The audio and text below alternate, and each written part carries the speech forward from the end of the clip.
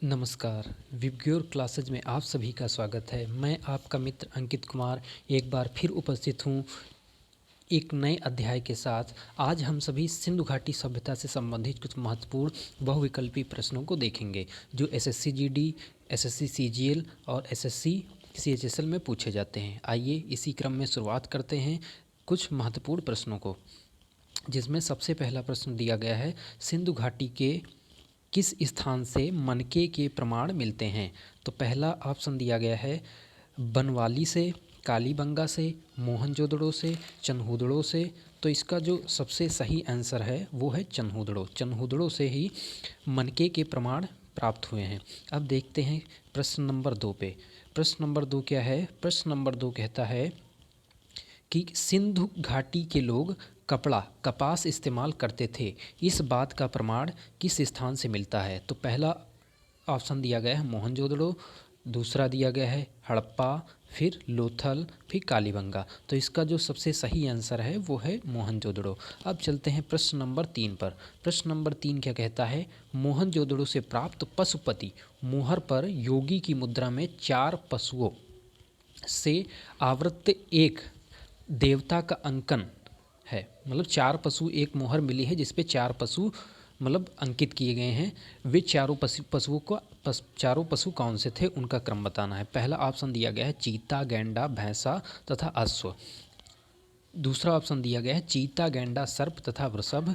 तीसरा ऑप्शन दिया गया है सिंह, गैंडा तथा वृषभ। चौथा जो ऑप्शन दिया गया है वो है बाघ या चीता, फिर गैंडा, भैंसा तथा यहाँ पर इसके स्थान पर होगा हाथी। तो यहाँ पर आपका जो लिखा जाएगा तथा के बाद हाथी, यहाँ हो जाएगा आपका हाथी।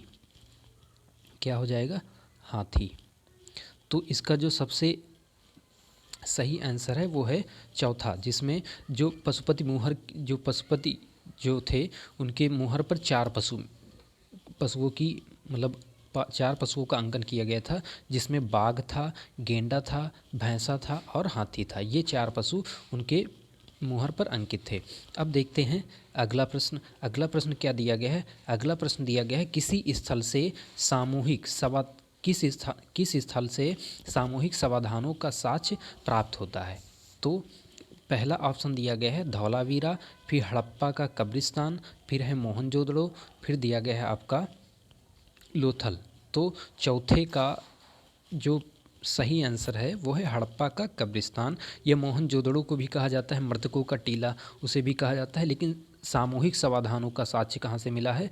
तो हड़प्पा का कब्रिस्तान। अब देखते हैं प्रश्न नंबर 5। प्रश्न नंबर 5 क्या कहता है? प्रश्न नंबर 5 कह रहा है कि हड़प्पा सभ्यता के संदर्भ में निम्नलिखित कथनों पर विचार कीजिए। हड़प्पा सभ्यता के संदर्भ में निम्नलिखित कथनों पर विचार करना है, जिसमें पहला कथन दिया गया है धौलावीरा नगर प्राचीर द्वारा संरक्षित समांतर चतुर्भुज के आकार में था। धौलावीरा के बारे में क्या कहा गया है कि प्राचीरों द्वारा, ये दीवारों जो चहर दीवारी थी, प्राचीरों द्वारा संरक्षित समांतर चतुर्भुज के आकार में था।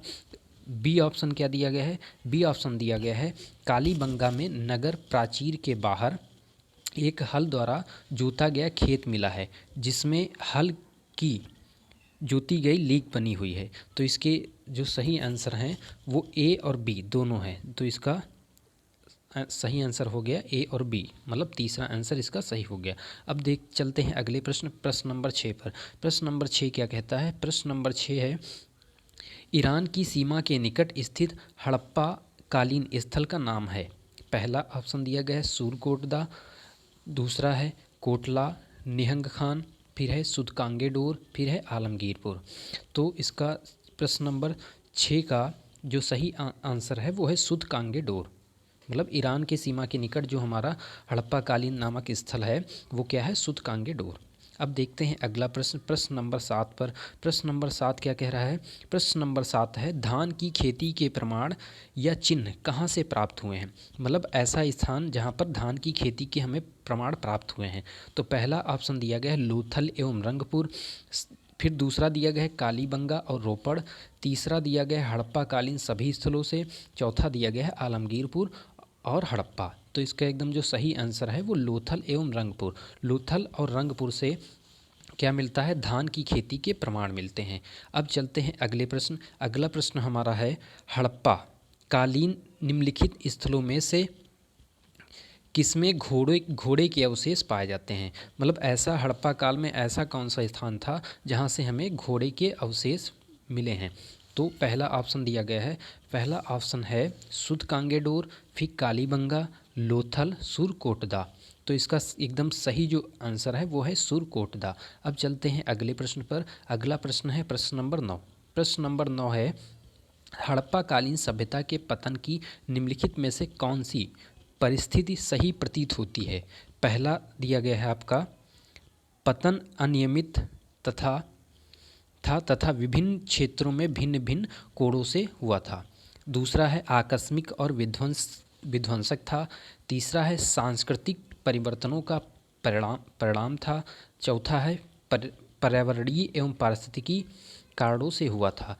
तो 9 नंबर का जो एकदम सही आंसर है वो है नंबर 4। ऐसा माना जाता है कि बाढ़ आने के कारण या फिर कोई ना कोई पर्यावरणीय या प्राकृतिक कारण ऐसा था जिसके कारण वहाँ पर वो जो हड़प्पा कालीन सभ्यता थी उसका पतन हो गया था। अब चलते हैं प्रश्न नंबर 10 पर। प्रश्न नंबर 10 क्या कहता है? प्रश्न नंबर 10 है, पुरातात्वीय साक्ष्य से प्रकट हुआ है, पुरातात्वीय साक्ष्य से प्रकट हुआ है कि सिंधु घाटी सभ्यता के निम्नलिखित प्राचीन सभ्यता से संबंधित थी। तो पहला ऑप्शन दिया गया है चीन, फिर है ग्रीस, फिर मेसोपोटामिया, फिर है श्रीलंका। तो इसका जो एकदम सही आंसर है वो मेसोपोटामिया और हड़प्पा की जो सभ्यता थी वो एकदम समकालीन थी। ये दोनों क्या थे? एक दूसरे से संबंधित थे। जैसा कि आपको बताते चले कि हड़प्पा जो कालीन सभ्यता थी उसका जो टाइम पीरियड है वो लगभग आज से 4500 वर्ष पूर्व मानी जाती है। 4500 वर्ष पूर्व मानी जाती है। अब चलते हैं अगले प्रश्न पर। अगला प्रश्न क्या है देखते हैं। अगला प्रश्न है प्रश्न नंबर 11। प्रश्न नंबर 11 क्या कह रहा है? पकी मिट्टी से बने हल की एक प्रतिकृति मिली है। मतलब पकी हुई मिट्टी के हल के कुछ साक्ष्य मिले हैं, वो कहाँ से मिले हैं ये बताना है। तो पहला ऑप्शन दिया गया है बनवाली से, फिर दूसरा ऑप्शन है कालीबंगा से, तीसरा है राखीगढ़ी से, या फिर रंगपुर से। तो 11 नंबर का जो एकदम सही आंसर है वो बनवाली से पकी मिट्टी के हल के हमें साक्ष्य प्राप्त होते हैं। अब चलते हैं अगले प्रश्न, प्रश्न नंबर 12 पे। तो प्रश्न नंबर 12 क्या है ये देखते हैं। प्रश्न नंबर 12 है, निम्नलिखित हड़प्पा स्थलों में से कौन सा दुर्गीकृत नहीं था? मतलब दुर्गीकृत का मतलब क्या है? जो दुर्ग बनाए जाते थे मतलब शहर के किनारे किनारे उसको घेरने के लिए, वो मतलब उसके बचाव के लिए वो दुर्गीकृत नहीं था।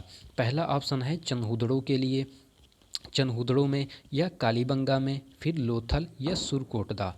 तो 12 नंबर का एकदम सही आंसर है चनहुदड़ो जो हड़प्पा कालीन स्थल था वो दुर्गीकृत नहीं था। अब देखते हैं प्रश्न नंबर 13। प्रश्न नंबर 13 क्या है? प्रश्न नंबर 13 है, निम्नलिखित में से मोहनजोदड़ो जाने वाला पहला व्यक्ति कौन था?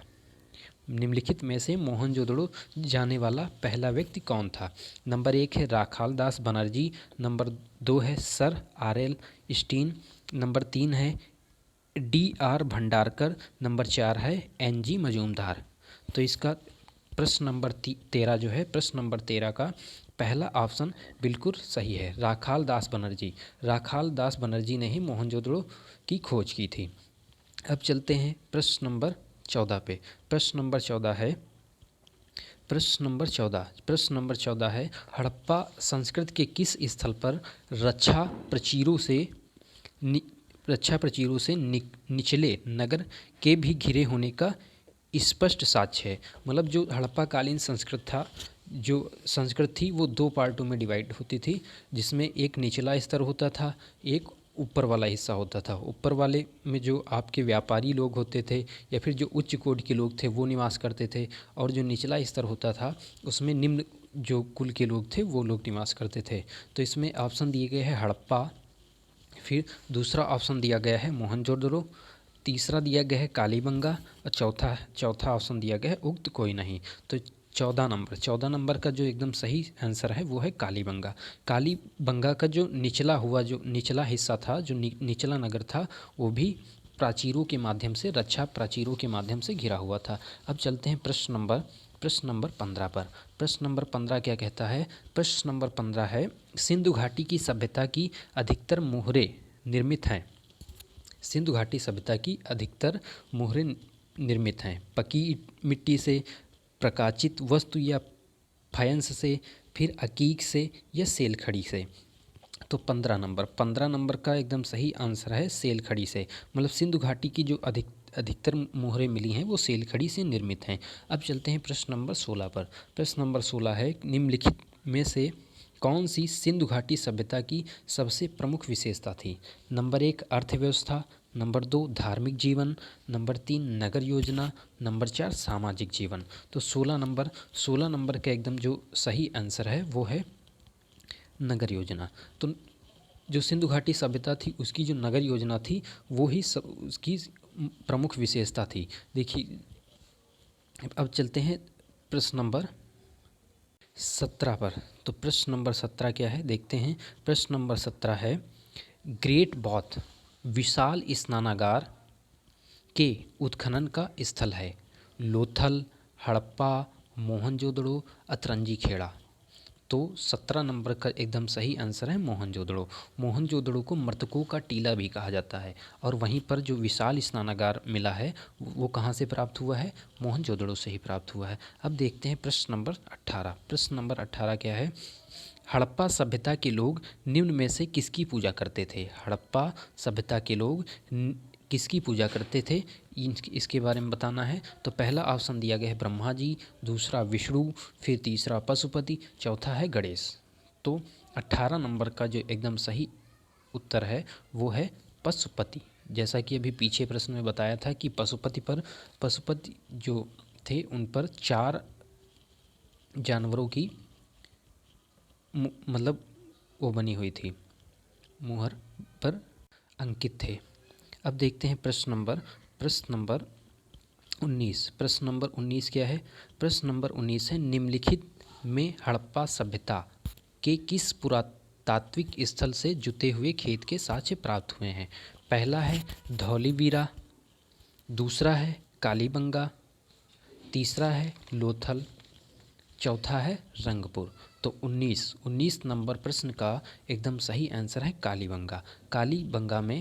कालीबंगा एक हड़प्पाकालीन ऐसा पुरातात्विक स्थल है जहां से जुते हुए खेत के साक्ष्य हमें प्राप्त होते हैं। अब देखते हैं प्रश्न नंबर 20। प्रश्न नंबर 20 क्या है? स्वतंत्रता के उपरांत भारत के किस राज्य में सबसे अधिक संख्या में सैंध सभ्यता के स्थानों की खोज हुई है?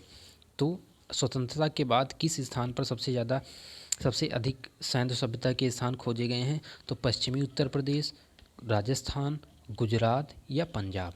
तो 20 नंबर का एकदम सही जो आंसर है वो है गुजरात। गुजरात में स्वतंत्रता के पश्चात सबसे अधिक सैंध सभ्यता के स्थानों की खोज हुई है। अब चलते हैं प्रश्न नंबर 21 पर। प्रश्न नंबर 21 क्या है देखते हैं। प्रश्न नंबर 21 से सैंध सभ्यता का निम्नलिखित में से किससे व्यापारिक संबंध था? नंबर 1 ऑप्शन है सुमेर, फिर 2 number Iran, 3 number Bahrain, 4 number उपरोक्त सभी। तो 21 नंबर में जो एकदम सही आंसर है वो है उपरोक्त सभी। मतलब जो सैंध सभ्यता के लोग थे वो सुमेर, ईरान, बहरीन इन सभी स्थानों से व्यापारिक संबंध स्थापित किए हुए थे। अब चलते हैं अगले प्रश्न पर। अगला प्रश्न क्या है? प्रश्न नंबर 22। प्रश्न नंबर 22 है, सैंध सभ्यता भारत के इतिहास के किस काल से संबंधित है? नंबर 1 है पूर्व पाषाण काल, नंबर 2 नवपाषाण काल, नंबर 3 आद्य ऐतिहासिक काल, नंबर 4 ऐतिहासिक काल। तो प्रश्न नंबर 22 का एकदम जो सही आंसर है वो है 3 नंबर आद्य ऐतिहासिक काल। मतलब सैंध सभ्यता जो सैंध सभ्यता थी वो आद्य ऐतिहासिक काल से संबंधित है। अब चलते हैं प्रश्न नंबर 23 पर। तो प्रश्न नंबर 23 क्या है? प्रश्न नंबर 23 है, सैंध सभ्यता का कौन सा स्थल समुद्र व्यापार का मुख्य केंद्र था? तो पहला ऑप्शन दिया गया है Harappa, number 2 Kalibangan, number 3 Dholavira, number 4 Lothal. तो 23 नंबर का जो एकदम सही आंसर है वो है लोथल। अब चलते हैं अगले प्रश्न पर। अगला प्रश्न नंबर 24। तो प्रश्न नंबर 24 क्या है? प्रश्न नंबर 24 है, निम्न में से किस हड़प्पा सभ्यता के स्थल में से भूकंप आने के प्राचीनतम साक्ष्य मिले हैं? नंबर 1 ऑप्शन दिया गया है लोथल, नंबर 2 दिया गया है कालीबंगा, फिर नंबर 3 रोपड़, नंबर 4 आलमगीरपुर। तो 24 नंबर का जो एकदम सही आंसर है वो है कालीबंगा। कालीबंगा में हमें भूकंप आने के प्राचीनतम साक्ष्य प्राप्त होते हैं। अब चलते हैं अगले प्रश्न पर। अगला प्रश्न क्या है? अगला प्रश्न नंबर है प्रश्न नंबर 25। प्रश्न नंबर 25 क्या है? सर्वप्रथम कहाँ से के निवासियों ने कपास की खेती का प्रारंभ किया था? कहाँ के निवासियों ने कपास की खेती का प्रारंभ किया था? नंबर 1 ईरानी, नंबर 2 सिंधुवासी, नंबर 3 मेसोपोटामिया, नंबर 4 बेबीलोन। तो सिंधु घाटी के लोग, जो सिंधु घाटी के लोग थे, उन्होंने ही सबसे पहले कपास की खेती करना प्रारंभ किया था। अब प्रश्नों की श्रृंखला समाप्त होती है और देखिए एक मोटिवेशन के लिए दिया गया है, कई जीत बाकी हैं, कई हार बाकी हैं, अभी तो ज़िंदगी का सार बाकी है, यहाँ से चले हैं नई मंजिल के लिए, यह तो एक पन्ना था, अभी तो पूरी किताब बाकी है। अगर आप सभी को दी गई जानकारी पसंद आती हैं तो आप सभी लोग चैनल को ज़्यादा से ज़्यादा सब्सक्राइब करें, लाइक करें और कमेंट करें। धन्यवाद।